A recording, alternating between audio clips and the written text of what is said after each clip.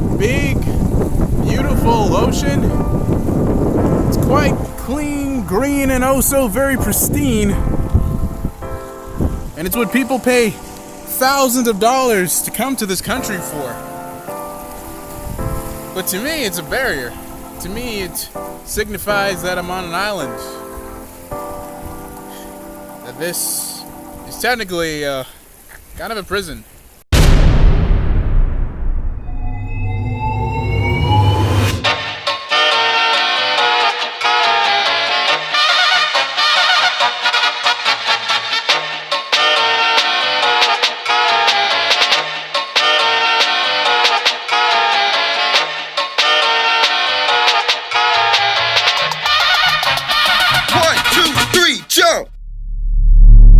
So, a few days ago, a friend of mine had an interesting thing to say to me.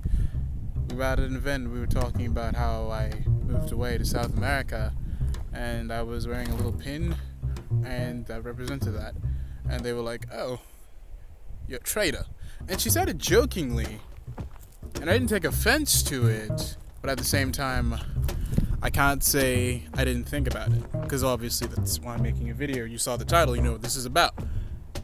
It got me thinking about this topic of, does leaving where you were born, does leaving your hometown, your place of origin, wherever you spent the most amount of time in your life, does doing any of that make you a traitor? That's what I want to explore today. Now, I realize that there's a pretty good chance I may have just offended some people by calling this place Prison Island, but I honestly mean it. Living on an island, especially an island as, well, as you saw, as desolate as this, it's just not fun for me. Like, especially after having been in Lima and Cuenca for the past 2 years. Especially after having been in Lima for 6 months last year, and then in Cuenca from 2016 up until early last year. Like, you know, to go through all that, to be surrounded by a population of 1 million in Cuenca, 13 million in Lima, to come down to an island of 35,000-ish people, it's definitely quite the change.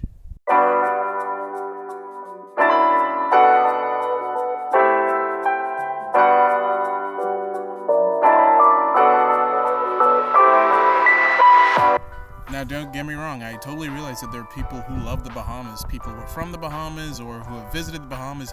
They absolutely love living here, and to those people I'll say, more power to you, and I mean that seriously. If you enjoy living here, or any island for that matter, if you love it, that's absolutely amazing, it's totally rad. But at the same time, I don't think it's fair to judge people who choose not to like it, because that's the whole thing. This is a choice. And you know what's interesting? As humans, we have this amazing ability of free will. Like, you get to choose what you have for breakfast in the morning, what you wear before you head out the door. You know, big decisions, little decisions we all get to make. But the one decision that none of us ever get to make is being born. I'm serious. Think about it.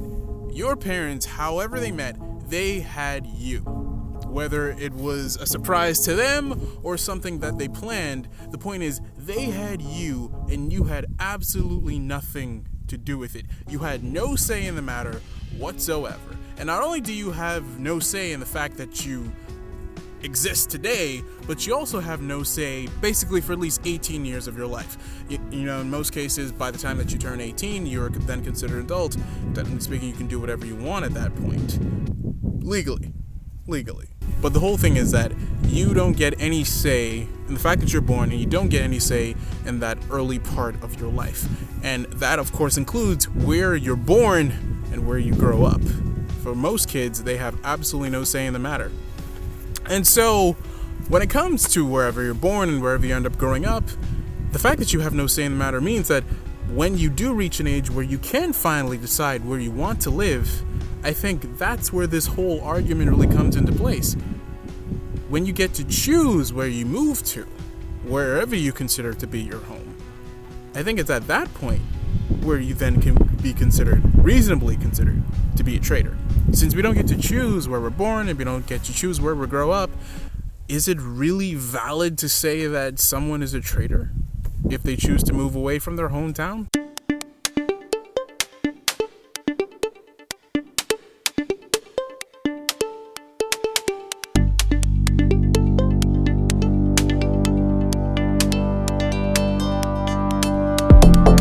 Obviously, this whole thing spawned from a joke, as I said, but I looked into it a bit too much, but it really got me thinking, like, does it really matter at the end of the day? Like, if once you get to choose where you want to go and you fall in love with a place, even if it's not your birthplace, even if it's not the place where you grew up, the point is you got to choose it. You didn't get to choose where you lived in the early part of your life, in most cases. And you definitely didn't get to choose where you were born, but you get to choose where you want to settle, where you want to move to, where you want to explore, where you want to adventure, where you want to visit.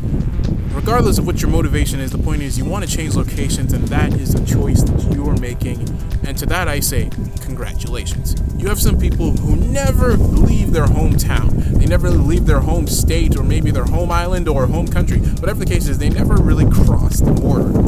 And again, you have some people who do that just because they don't feel comfortable with leaving that little bubble. And that is perfectly fine. But don't give anyone flack if they choose to do the opposite. Honestly, if you have the opportunity to travel, if you have the opportunity to see the world, I'd say go ahead and do it.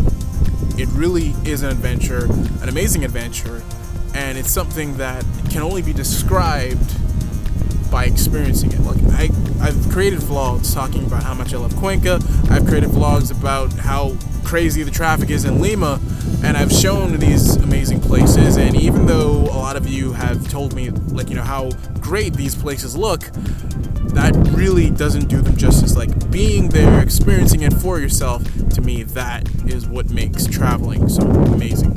And it's why I want to do it. It's why I don't want to be confined to this island.